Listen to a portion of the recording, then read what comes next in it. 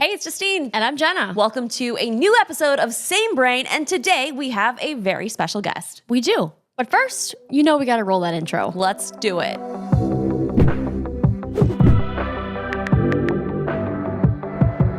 Hi, Jenna. Hello. So today we are chatting with Adam King, who's the Vice President and General Manager of Client Computing Business Unit at MediaTek. Hi, Adam. Thank you so much for joining us. How are you? Good, Jenna. How are you? Good. Can't complain. Thank you so much for being on Same Brain. Do you mind just giving us a quick little introduction? Sure. My name is Adam King. I'm the General Manager of the Personal Devices Business Unit at MediaTek, which is a chip company based in Taiwan. We make chips for all sorts of consumer and commercial products.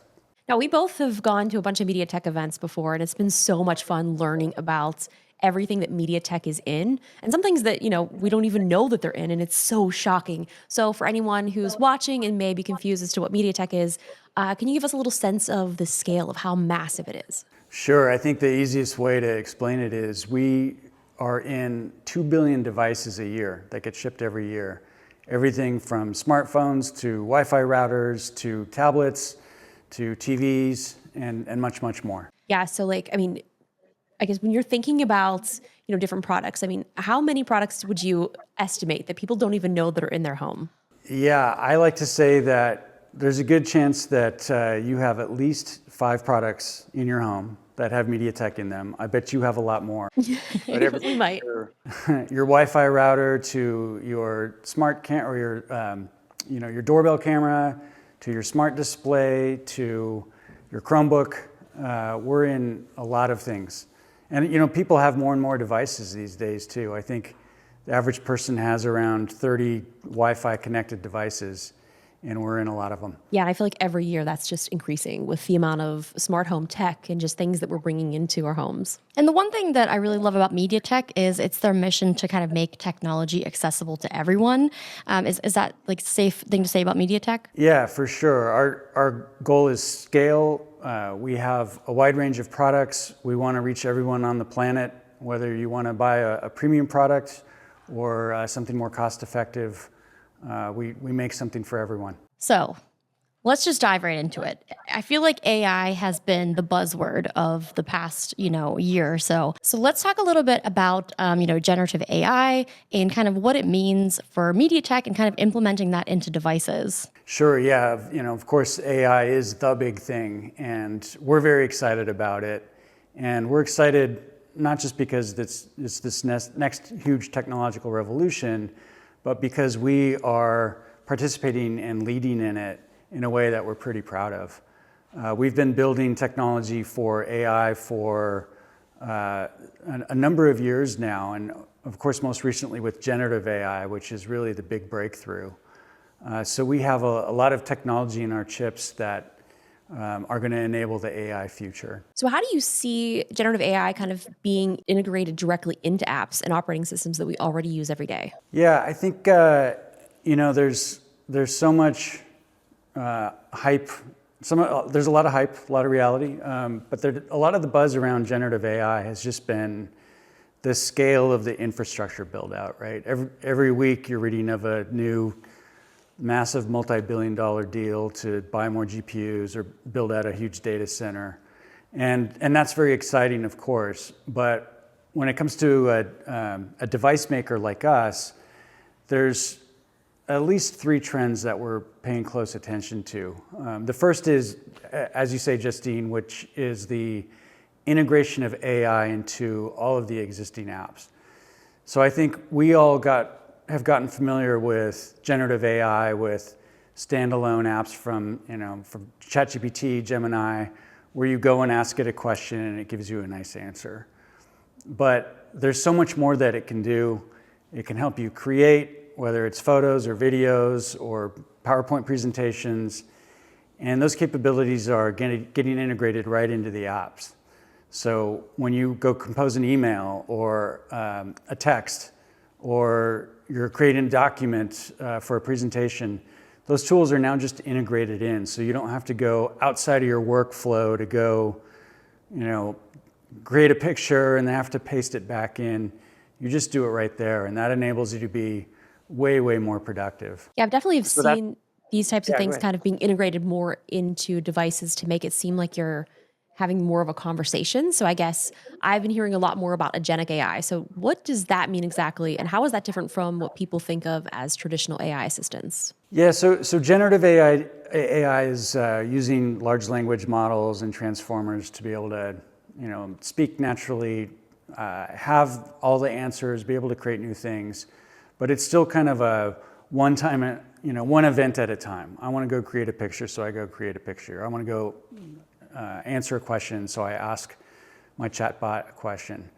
What agentic AI is really, it's the next evolution of beyond generative AI to be able to put together multiple steps and be both more proactive and more personal. So, the chatbots know everything about that's on the internet today, but now they're getting to know you as well. So they're understanding your personal preferences, and they're marrying that together with all of the, external information and putting together multiple steps to proactively give you advice or give you assistance. So like a really simple example would be, if you have a flight tomorrow and you need to hire a rideshare car to take you to the airport tomorrow, you have to think about it. You have to go, okay, what time am I going? And do I schedule it, or do I wait till the last minute tomorrow? In the future with agentic AI, your AI will know your calendar, know exactly what flight you're taking, know what the traffic patterns are going to be at that time in the morning. It'll know that you're the kind of person that likes to get to the airport early. Some like to get Definitely not me. I'm not one of them. And then it'll just automatically schedule you a car and then give you the option to keep it or cancel it. But, it just saved you 5 minutes. And that's a very small example. But when you think about all of these things that you do throughout your day, it all really adds up. I think we say it's 5 minutes, but even just like that mental power of trying to like think about that for me is so strenuous. Like it's wild. Like that'll completely derail my day. I'm like, oh, I forgot I got to think about this, and then that sidetracks you from something else. So it's been cool to sort of see how even just ChatGPT and Copilot, like they know me so well now. Sometimes it'll suggest, be like, oh, would you like me to reformat this into an Instagram reel for you? And I'm like, actually, yes, I would. Yeah, so it's like adding Yeah. that personal effect and like having it actually know you and know your routine and know you. It makes it so much easier than just being answered as like yes or no and like here's the facts. But it's like adding that personal touch is huge, and it really does kind of ease the mental load. And I look forward to the future of when my phone will just call an Uber for me because it knows I need it. I think we're pretty close to that. That's true. Yeah, for sure. Yeah, there's so many of these amazing moments where you go, wow, that's really cool. And we haven't had that amount of, wow, that's really cool for a long time. So it's really exciting. Yeah, it is super exciting. Now, we talked about generative, agentic, and then there's also edge AI. And there's so many different buzzwords that are keep popping up. So can you kind of explain what this is? Yeah, so this is maybe the third trend that this is maybe the one we're most excited about, because this is the idea of taking some of that AI processing that's mostly happening in the cloud today and moving it to the edge, meaning just moving it to your phone or your tablet or your PC, smart home device, whatever. And the reason to do that is that when you compute everything in the cloud, sure, you get all of the performance, you get the large models, you get the gigawatt data center doing the absolute highest levels of performance. But you also have to have time to go back and forth between the cloud and your device. And that adds latency, and that detracts from the user experience. And especially when you're trying to have a back and forth conversation with your AI, those extra seconds start to get pretty annoying. So the latency is really the main benefit, but there's also benefits with privacy. So, as your AI gets to know you more personally, you probably care more and more about making sure that data stays on the device and doesn't go to the cloud, or at least gets anonymized when it goes to the cloud. And then the third reason for it is that there's a lot of, not all, but there's some workloads where there's a tremendous amount of processing that has to happen because the data starts at the edge. So the simplest example is probably the security cameras you have around your house. When you think about 4K video, 24/7 from 6 cameras going to the cloud, that's actually a tremendous amount of data to process. So the AI providers would like to have a lot of that processed locally to reduce the load on the data center. And we're finally really starting to see it happen. People have been talking about this for, since AI started, but we haven't really seen it happen in a major way up until now. It's really starting now where, now that the data set, the AI has been trained on the internet, now that the build out is happening, now people are able to start focusing attention on moving some of the workloads to the edge. And it's here. We have products today. I'll show you some of them that actually run a lot of these models right in the device. And why is this specifically like an exciting area for MediaTek? Well, it's exciting because it needs hardware. It needs a new compute engine in the silicon called a neural processing unit, or an NPU. You can run some of these things on the CPU, but what you really need is an engine that is massively parallel and can manage a bunch of data at the same time. And so there's been the rise of this new kind of processing unit, the NPU, which we've actually been shipping for several generations, but in the last couple of years have modified it to be optimized for generative AI, for large language models. And so the ability to build better hardware for our customers is really exciting. How is it possible that you're kind of keeping up with this? I feel like it's happening so fast. Just like, what's the goal? And like, how are you keeping up with this? It's all happening just at rapid speeds, it seems like. It really is. You're right. It's happening so fast. It's hard to keep up with. It's hard to keep up with. Spent a lot of time talking to customers, reading the news, reading papers, just trying to stay up on it. It's exhausting, but it's exciting, so it's fun at the same time. A lot of companies have to be the ones sort of creating this too. So it's like not only are you guys keeping up with it, but you're creating that demand and creating the products for people to have the future of AI run on. So it's definitely really cool to hear about. Especially since MediaTek is behind, 2 billion devices a year. Like, is it going to be more devices now with all of the AI? Like, these are the big questions. Like, it's exciting. And I don't know, I'm excited about the future. And we obviously love AI. So like, this really is just the beginning. And it's nice that I feel like more people are understanding it instead of just being like oh, that's a silly AI video. Like, it's so much more than that. Right. Right. It is. I think people are just really starting to appreciate the true potential of it. I mean, devices have been doing AI for years, but what's new or different about generative AI compared to traditional AI features like just voice recognition or photo enhancement?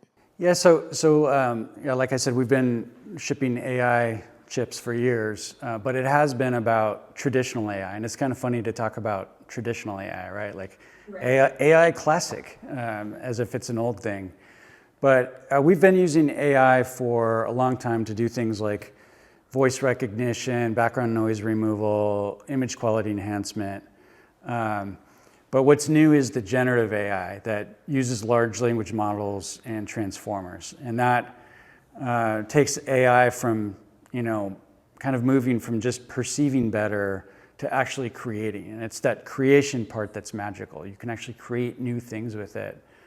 And that's what's really requiring a lot more computing capability, both in the data center and in the edge. So you mentioned before the NPU, which is the neural processing unit. Can you kind of explain like what that actually does and why it's so important for these workloads? Sure. Yeah. The heart of a generative AI machine is the token. That's sort of the currency of information in AI. And to generate the tokens, you need to process a lot of data simultaneously. So a CPU is very good at one or a few instructions at a time, but you need to for AI you need to process them in parallel, like thousands or millions at the same time. And actually, that's why the GPU has become the center of AI for the data center, because that architecture is naturally massively parallel. And GPUs work for AI in edge devices as well, but the NPU is even more purpose-built for workloads where power efficiency is especially important. It's hard to put a high-performance GPU to run AI into a smartphone, for example. You're still constrained by the small form factor and the battery life. So NPUs are kind of at that sweet spot of being able to do workloads like the GPU, but for more efficiency for smaller workloads. For higher end, high resolution video creation, and for building and fine-tuning models, a GPU can just offer you the raw performance.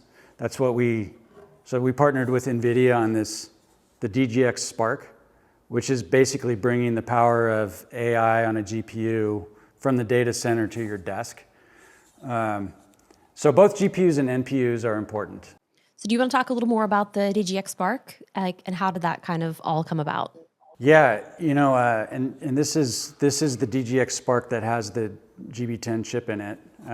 It's a supercomputer in a mini form factor.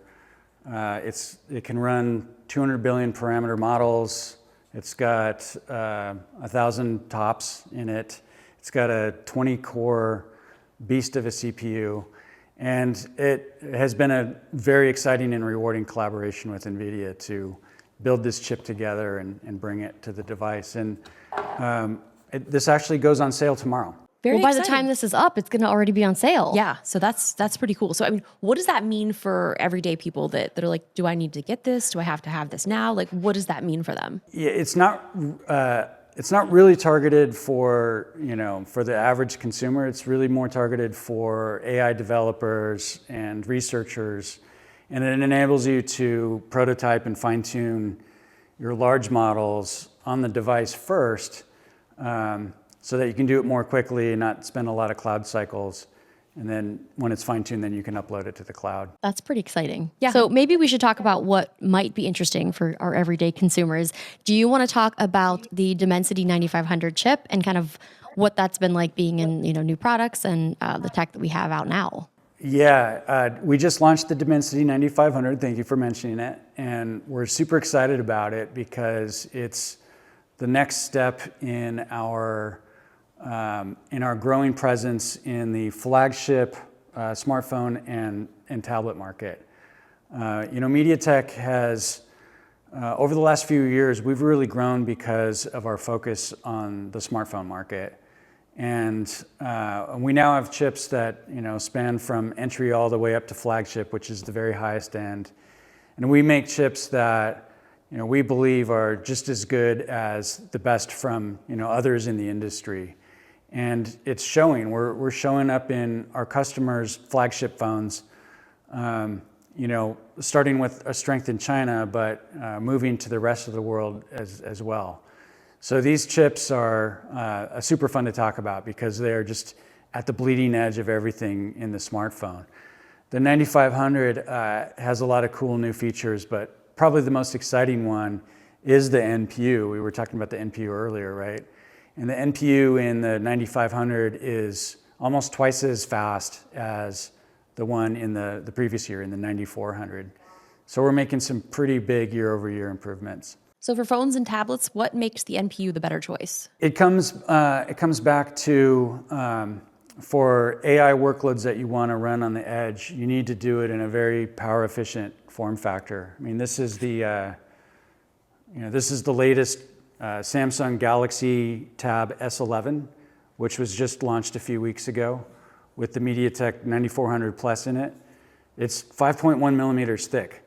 There's no fan in here. There's however much battery you can get in there, it has to last all day. So you need to be extremely, extremely power efficient at the same time that you're delivering all this amazing AI capability. So that the NPU and especially the MediaTek NPU is the best choice. That was so thin, I almost didn't see you even holding it up.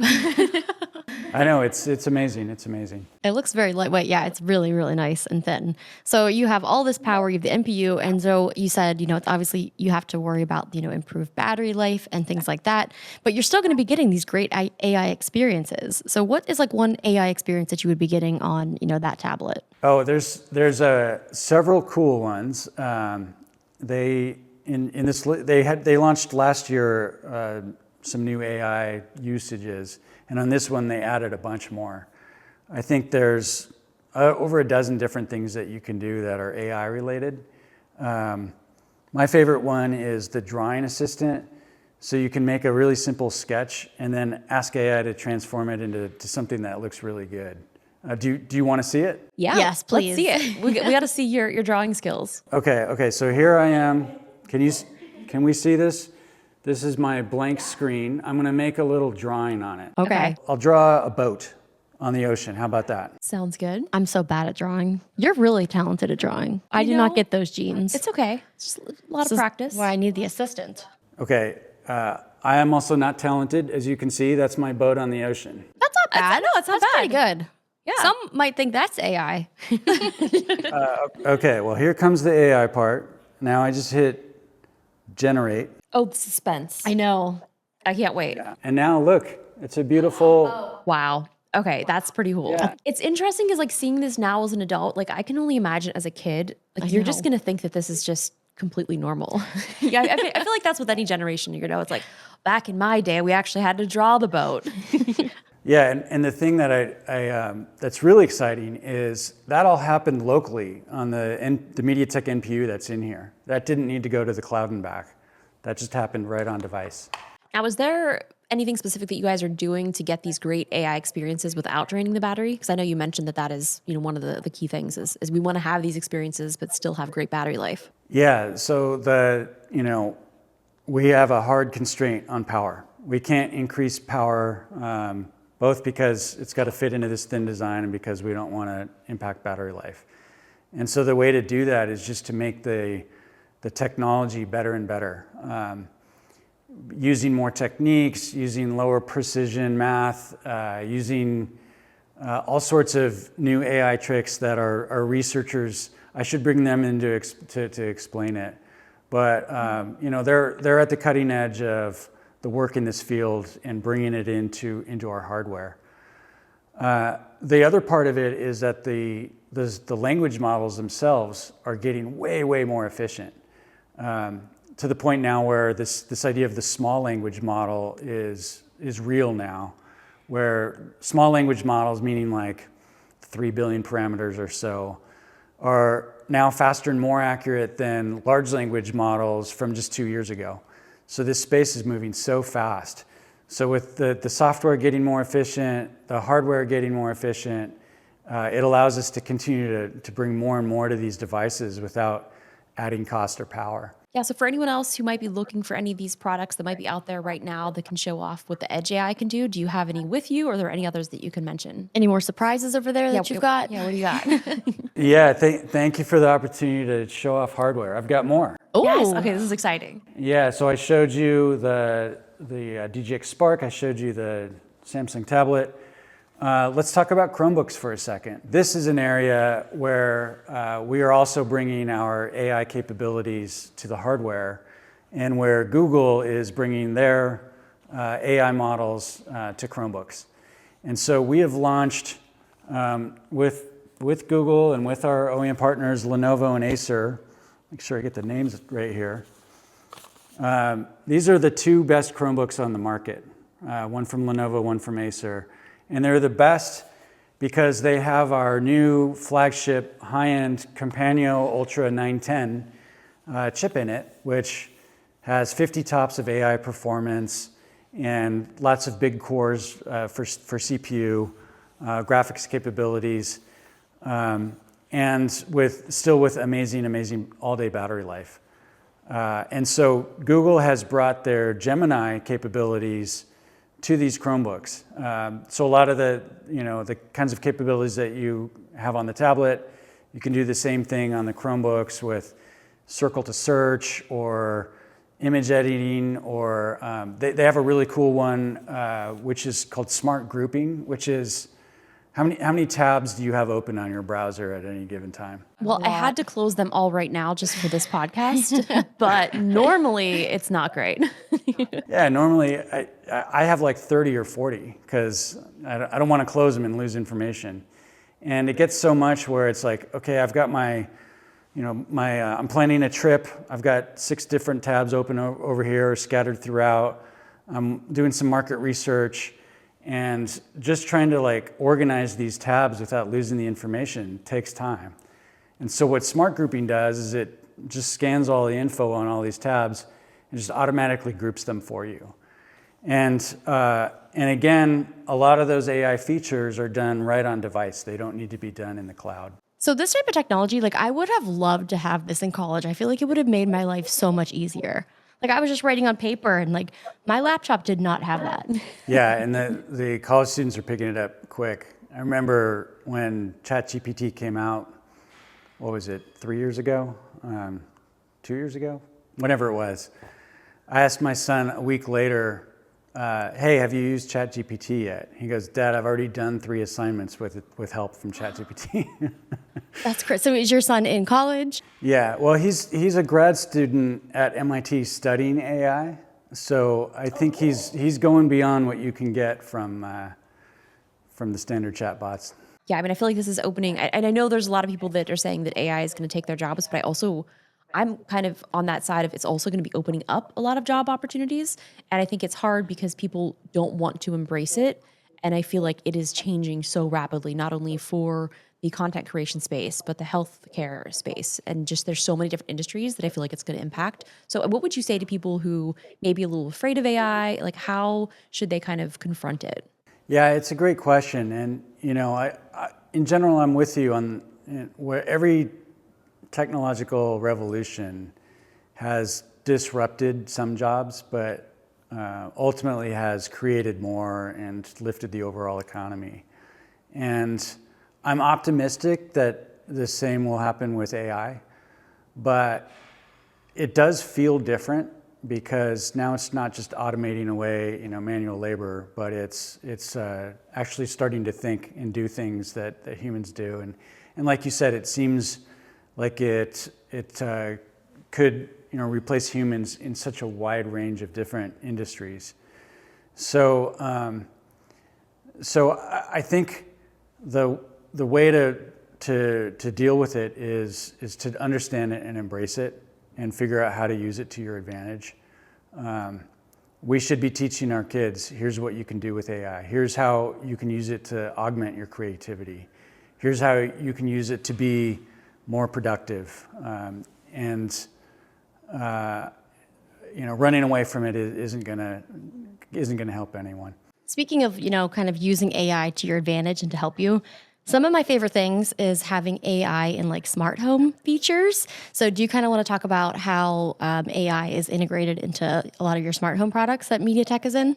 Yeah, so this is one area we're really excited about because I think as you may know, we are the #1 provider of chips for smart home devices, from speakers, displays, TVs, streaming devices, and the smart home is a lot smarter than it was 10 years ago, let's say, right? Like, I'm sure you have way more devices that are connected to the internet that you can control with an app or with your voice. And so it has made, life better in the home, but it's still not perfect because now you have 30 or 40 different devices that you have to manage. And sometimes that takes a lot of manual effort.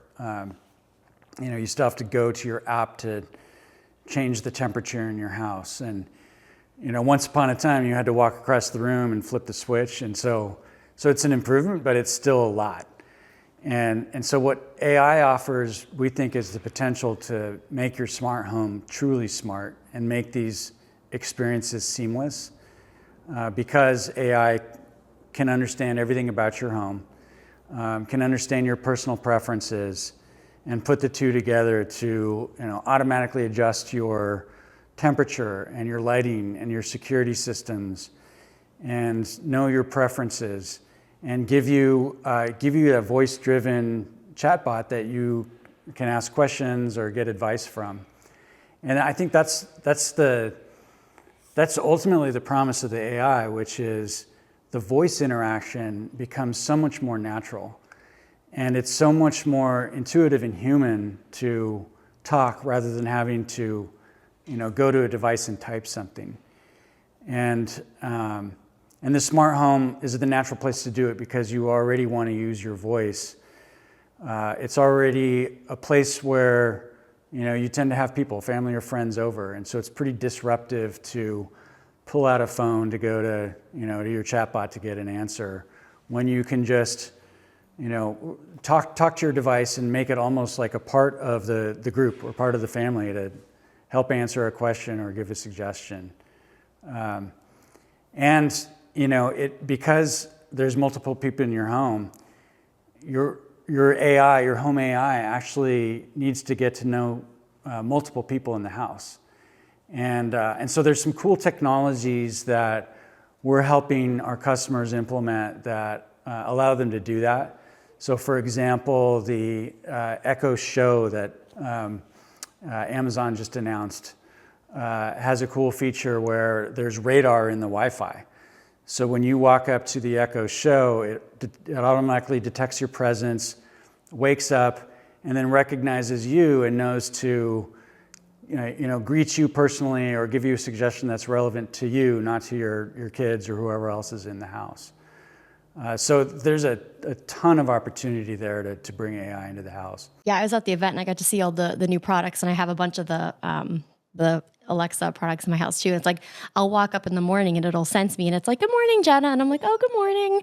So it is like really cool. And one of my favorite things too is, like you said, making things easier and using your voice. When I have friends over, they're like, "Hey, how do I like turn on your light or turn off your light?" And I'm like, "Well, which one is it?" And they're like, "Oh, like the dining room." I'm like, "You just use your voice and just ask." Yep.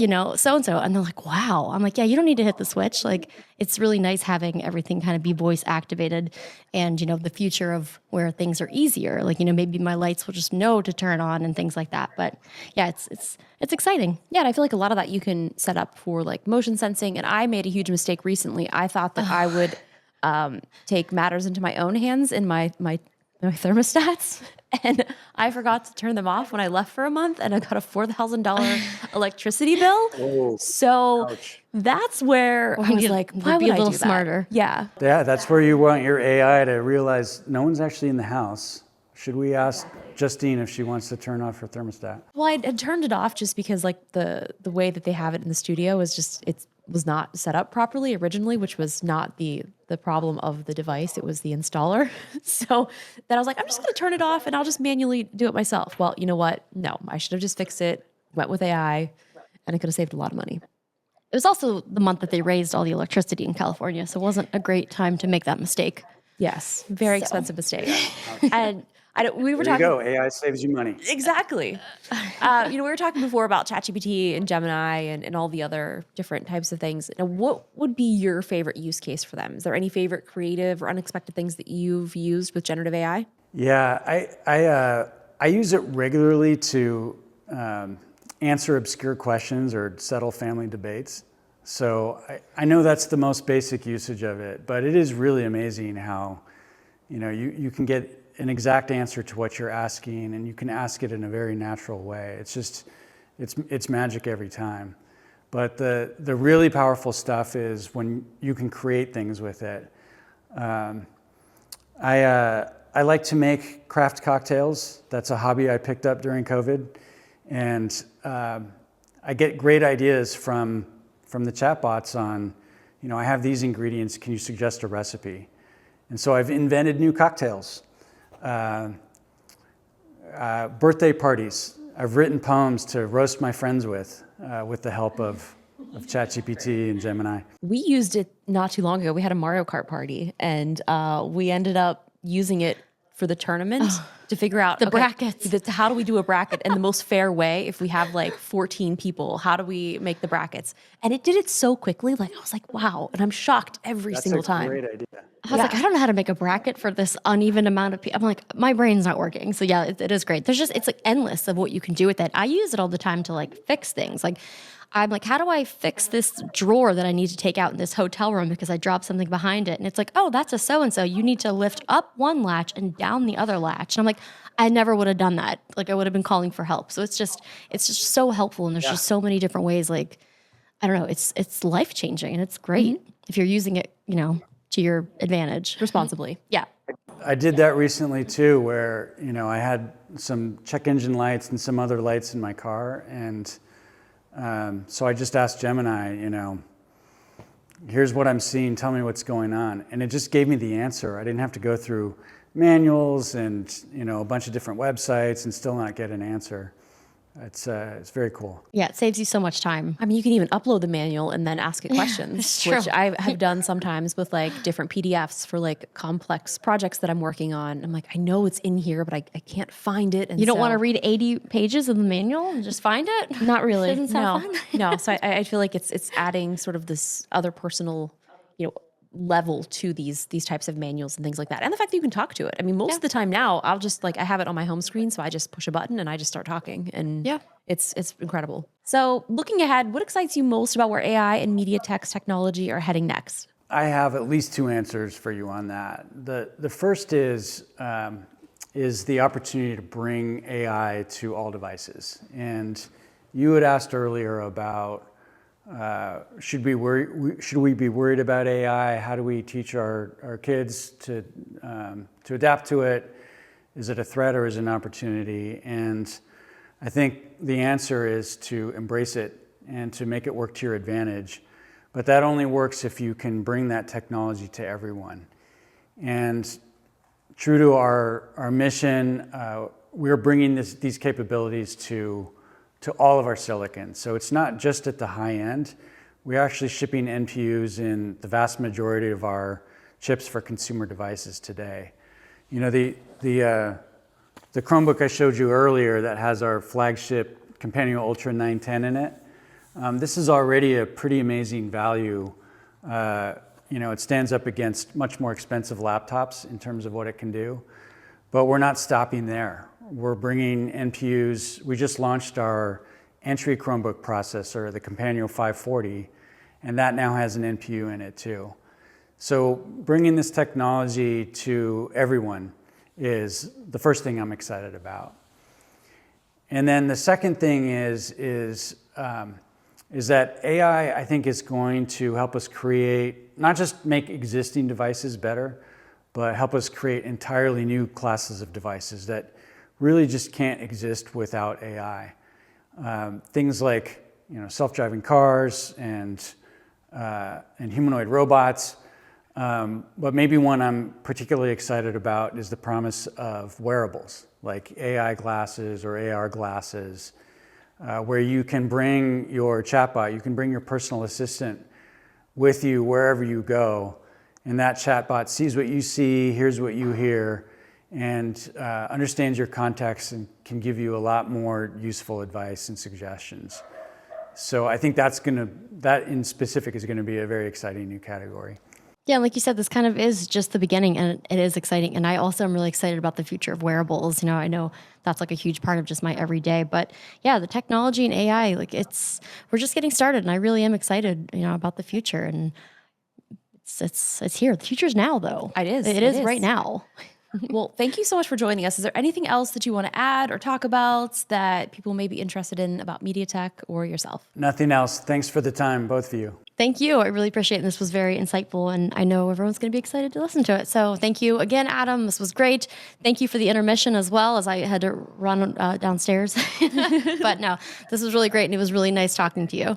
Thank you so much. You as well. My pleasure. Thank you.